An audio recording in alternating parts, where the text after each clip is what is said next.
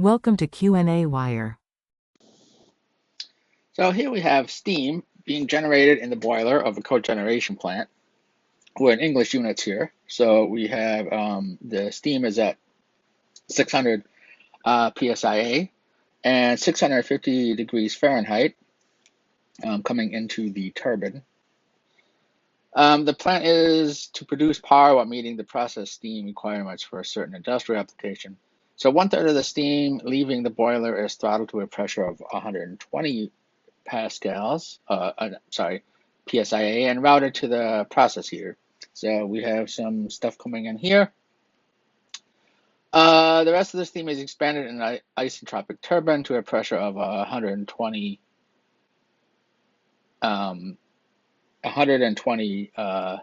psia and also routed to the process heater. Steam leaves the process heater at 240 degrees Fahrenheit. And we're going to neglect the pump work. We want to determine the net power produced, the rate of process heat supply, and the utilization factor. So finally, they allow us to neglect the pump work.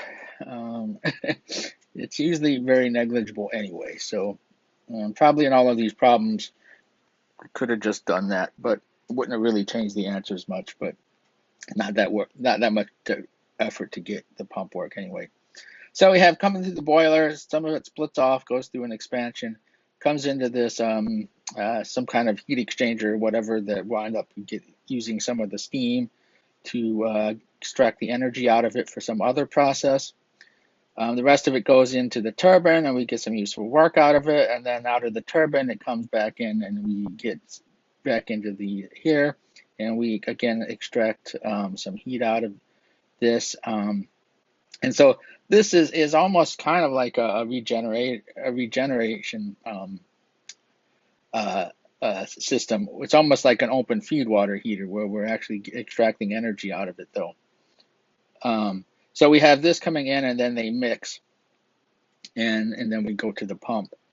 So yeah, so I mean, it is very much like an open feed water heater with some kind of way to extract the energy out of it. So let's see here. At 1, we have an saturated liquid, and so we can get the enthalpy there. And again, we're neglecting the work in the pump, so enthalpy at 2 is roughly the same as that at 1. At 3, we have pressure and temperature, so we can get enthalpy, and we can get entropy, which is the same as at 5 and at 7, and then the enthalpy at 3, 5, and 6 are all the same. So at 3, 5,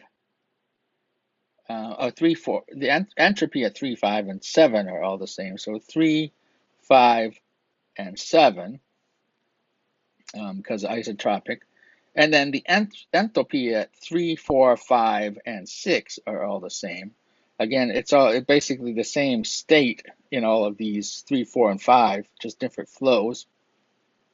And then this is we're assuming is an isentropic adiabatic expansion, or throttle, something that throttles the lowers the pressure to go into here. So at 7, we have 120 psia. We know the entropy there, so we can get the enthalpy. And so now we basically have everything we need to get the information that we were asked for.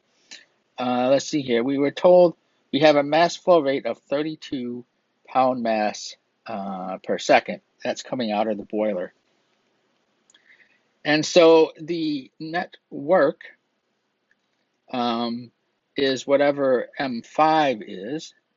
And so so they said 1/3 of it was throttled here. So we have 2/3 of it. So M5 is 2/3 of, I wrote it down here, 2/3 of M3 dot. So we know that, we know this, and we can get that it is 3,244 BTU per second, and that's about 3,422 kilowatts of power we're getting out of this turbine. Now, for the heat energy we're getting out of the process heater, again, doing energy balance on this, that the rate of heat out is the rate of the enthalpy flowing in at 6, the enthalpy flowing in at 7, minus the enthalpy flowing out at 1. And so we have all of these flow rates. 6 is the same as 4, which is 1/3 of m3, since we have conservation of mass at that junction. And 6 is the same, 7 is the same as 5, and 1 is the same as 3. So we know all of these, and plugging on the values, we get that we have a rate of heat transfer out of 32,400 BTU per second. And the utilization factor, in fact, in this case is 1, because we're using all of the energy. If we neglect the pump, we're using all of the energy that we're spitting out, or that's coming out of here. So we don't have a condenser that we're dumping, we're dumping waste heat. And again, we're neglecting the work in the pump. Now the work in the pump would obviously cut this a little bit, and so then we would, we would have, this would be very slightly less than 1 if we actually included the pump and the work going into the pump, because it would, again, effectively, we're not utilizing that. We're only considering this work going in, and this we would have to cut off from this power here. So that would reduce this a little bit, and then we'd have to figure out what this is. Right now we know that this is simply these two things, these two things with the same units added together. So we'd actually have to find this separately if we were to, well, again, we could still just basically make a control volume around the whole thing. And if we knew this, and this, we could then get that. Okay, so that's kind of where we're a plant with a utilization factor of 1, or very near 1.